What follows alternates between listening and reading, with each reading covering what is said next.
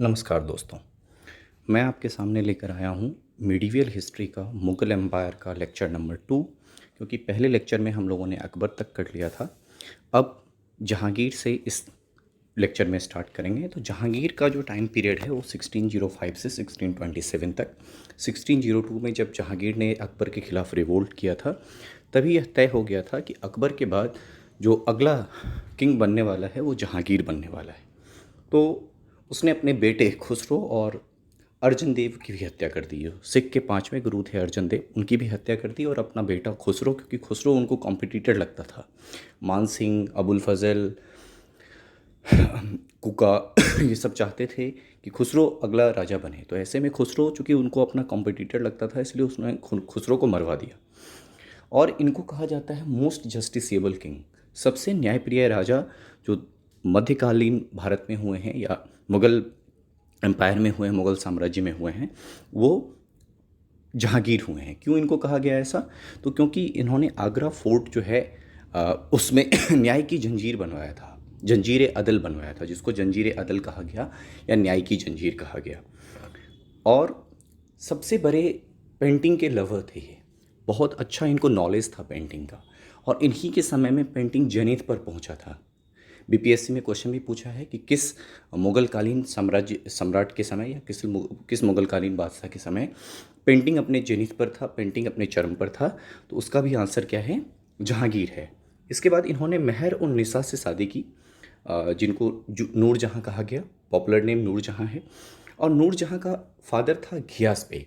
तो एक तरह से इनका एक टीम बन गया था, घियास बेग का, नूर जहाँ का।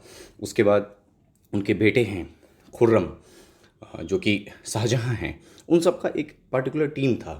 और ये सब जिस तरह से प्रेशर बनाते थे उसी तरह से काम करते थे। कौन? जहांगीर। तो ब्रदर नूरजहाँ का कौन है? असद खान। असद खान ब्रदर है। और असफ खान का ही जो बेटी है अरमज़ाद बानो बेगम। अरमज़ाद बानो बेगम वही मुमताज़ महल हैं, जिनसे किसकी शादी होती है? खुर्रम की। खुर्रम कौन है? शाहजहाँ। तो इसका मतलब क्या था कि नूरजहाँ ने अपने भाई की बेटी से विवाह करवाया। किसका? अपने बेटे का, मतलब खुर्रम का, जहांगीर के बेटे शाहजहाँ का। इसके बाद शाहजहाँ ने भी रिवोल्ट किया है जहांगीर के अगेंस्ट, कांधार के मैटर पर। कांधार के मैटर में हस्तक्षेप नहीं चाहते थे जहांगीर, लेकिन शाहजहाँ चाहते थे। तो ऐसे में दोनों के बीच में क्या हुआ है? तो एक तरह से कॉन्फ्लिक्ट अराइज हुआ है, और जिसके खिलाफ शाहजहाँ ने रिवोल्ट कर दिया है। और ऐसे में शाहजहाँ ने प्लान करके महबत खान के थ्रू जहांगीर को अरेस्ट करवा लिया है। और नूर जहाँ ने जहांगीर को रिलीज़ किया है। और 1627 एडी में जहांगीर की डेथ हो गई, मृत्यु हो गई है। जहांगीर का डेथ होने के बाद, जहांगीर के डेथ के बाद शाहजहाँ बनते हैं अगले रूलर। शाहजहाँ के रूल के कारण ही मुग़ल साम्राज्य को कहा जाता है, मुग़ल साम्राज्य का गोल्डन पीरियड जो है वो शाहजहाँ के रूल को कहा जाता है, राइट। क्योंकि शाहजहाँ के टाइम में कंस्ट्रक्शंस बहुत सारे हुए। ताजमहल का कंस्ट्रक्शन हुआ, जामा मस्जिद का दिल्ली में कंस्ट्रक्शन हुआ, मोती मस्जिद का आगरा में कंस्ट्रक्शन हुआ, लाल किला का दिल्ली में कंस्ट्रक्शन हुआ। तो due to these things Shahjahan के टाइम पीरियड को कहा जाता है golden rule of Mughal period. और उन्होंने अपने कैपिटल को आगरा से दिल्ली शिफ्ट कर लिया। अकबर ने दिल्ली से आगरा किया था, शाहजहाँ ने फिर से उसको आगरा से दिल्ली कर दिया। लाल किला और जामा मस्जिद इन्होंने दिल्ली में बनवाया, मोती मस्जिद और ताजमहल इन्होंने आगरा में बनवाए। इसके बाद शाहजहाँ के 4 बेटे थे, जो कि दारा सिकोह, शाह सुजा, मुराद, औरंगजेब। तो इन सब ये चार बेटे थे इनके। इससे पहले एक और चीज़, 1651 में शाहजहाँ ने हुगली से ब्रिटिश लोगों को भगा दिया था, है ना। हुगली से ब्रिटिश लोगों को भगा दिया था। हुगली जो है पेरिसी का केंद्र पोर्टुगीज़ का भी था, उसको भी वहाँ से भगाया था। तो ये शाहजहाँ ने इन चीज़ों को किया है कि यूरोपियंस को वहाँ से हटाया है हुगली से, और पेरिसी को ख़त्म किया है। इसके बाद दारा सिकोह, शाह शुजा, मुराद और औरंगजेब, ये चारों इनके बेटे हैं। दारा सिकोह जो है, इन्होंने भगवत गीता और उपनिषद का फारसी भाषा में ट्रांसलेट किया है। मतलब बहुत ही टॉलरेंट इनको कहा जाता था, और सबसे ज़्यादा एबल चारों बेटे में इनको माना जाता था। यह भी कहा जाता था कि शाहजहाँ के अंतिम वर्षों में दारा सिकोह ही पूरा राजकाज संभालते थे। और इन्होंने 2 किताबें लिखी हैं, सकीनतुल औलिया और सफ़ीनतुल औलिया। और ये भगवत गीता और उपनिषद का इन्होंने फारसी में ट्रांसलेट किया है, ठीक है। He was the only person written commentary about Upanishad during medieval India. तो एकमात्र ऐसे व्यक्ति हैं जिन्होंने मध्यकालीन भारत में कमेंट्री उपनिषद के बारे में व्याख्यान दिया है, उपनिषद के बारे में बताया है। हालांकि और कोई मुस्लिम राजा या मुस्लिम व्यक्ति इस तरह का काम नहीं करता है मिडीवियल पीरियड में। औरंगजेब ने बैटल ऑफ समूगर में और बैटल ऑफ देवरे में अपने सारे भाइयों को डिफीट कर देता है और शाहजहाँ के बाद अगला राजा कौन बन जाता है? औरंगजेब बन जाता है। और शाहजहाँ की मृत्यु जो है 1664 एडी में हुई है। हालांकि 1658 में ही औरंगजेब राजा बन जाता है, लेकिन शाहजहाँ को वो कैद करके रखा रहता है और उसी में मृत्यु हो जाती है शाहजहाँ की 1664 एडी में। तो ऐसा मत सोचिएगा कि 1658 में शाहजहाँ का डेथ होता है। इसके बाद जो कुछ और बैटल्स हुए हैं, बैटल ऑफ धर्माज जो है, औरंगजेब ने दारा सिकोह को डिफीट किया। बैटल ऑफ समूगर में औरंगजेब ने दारा सिकोह को किया। बैटल ऑफ रूपानगर में औरंगजेब ने मुराद को डिफीट किया। बैटल ऑफ ख्वाजा में औरंगजेब ने शाह सुजा को डिफीट किया। और लास्ट बैटल, बैटल ऑफ देवरे में जो है उसने सबको सम्मिलित रूप से एक साथ तीनों भाइयों को डिफीट कर दिया। और जो सक्सेसर, जिसको कहा जाता है वॉर ऑफ सक्सेशन जीतता कौन है? औरंगजेब जीत जाता है। तो औरंगजेब जीतता है और फिर बन जाता है अगला मुगल सम्राट। ऐसे में 1658 से 1707 तक मुगल साम्राज्य का राजा या बादशाह कौन होता है? औरंगजेब। अकबर के टाइम में भी आप देखेंगे 1556 से 1605 तक अकबर रहता है। ठीक इसी तरह से 1658 से 1707 तक करीब करीब सेम टाइम पीरियड है। जितना साल अकबर ने रूल किया है, करीब 50 साल औरंगजेब ने भी रूल किया है। औरंगजेब ने टाइटल लिया आलमगीर। आलमगीर का मतलब होता है विश्व विजेता। खुद को कहा मैं विश्व विजेता हूँ, राइट। और जिंदा पीर का मतलब है लिविंग सेंट। हालांकि औरंगजेब जितना ज़्यादा दिखता था कि बाहर आक्रमणकारी है या बहुत सारे राज्य को अपने में मिला ले रहा है, लेकिन पर्सनल लाइफ में वो एक फ़कीर की तरह ज़िंदगी व्यतीत करता था।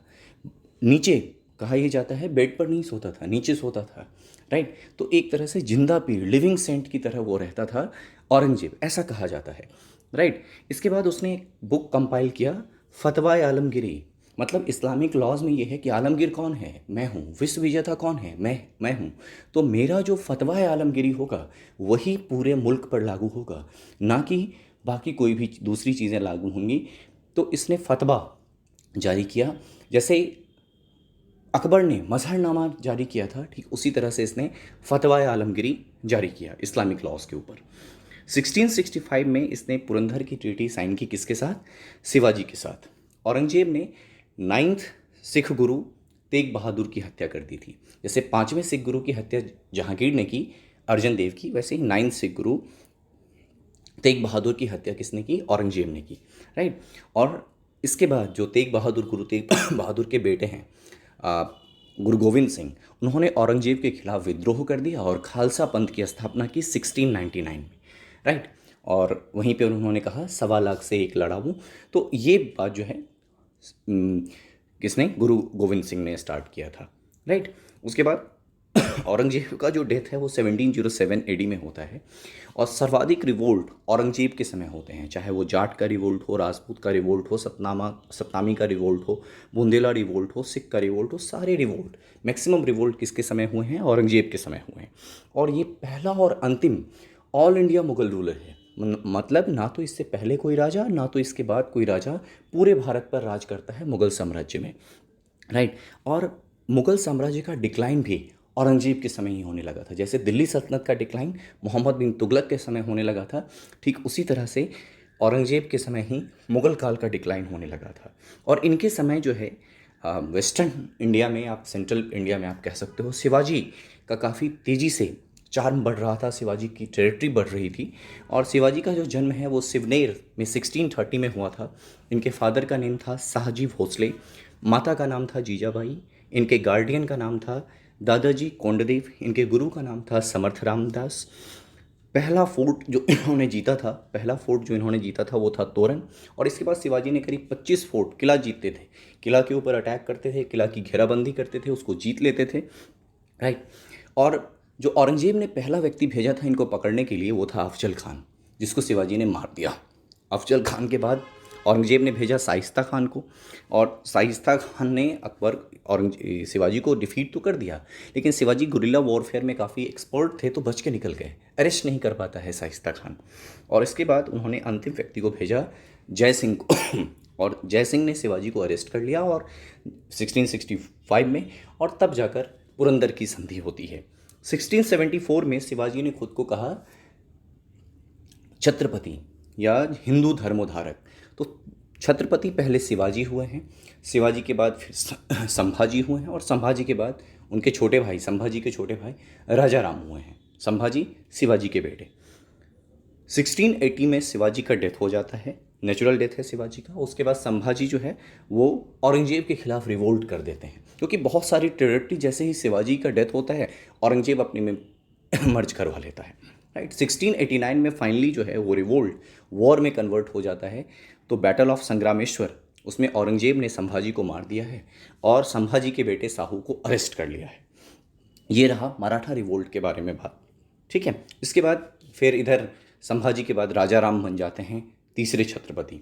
औरंगजेब ने फॉरेन ट्रेड्स के लिए 1689 में ही औरंगजेब ने फॉरेन ट्रेडर्स के लिए जो है वो औरंगजेब का फरमान इशू किया था, औरंगजेब का फरमान इशू किया था। कुछ मिसलेनियस पॉइंट्स जो मुगल काल के थे। मनसबदारी सिस्टम, ये हायरार्किकल एडमिनिस्ट्रेटिव सिस्टम था जो अकबर के द्वारा इंट्रोड्यूस किया गया था रिक्रूटमेंट ऑफ फोर्सेस के लिए, रिक्रूटमेंट ऑफ सोल्जर्स के लिए। ये क्वेश्चन बीपीएससी में पूछा भी गया है, मनसबदारी प्रथा क्या थी।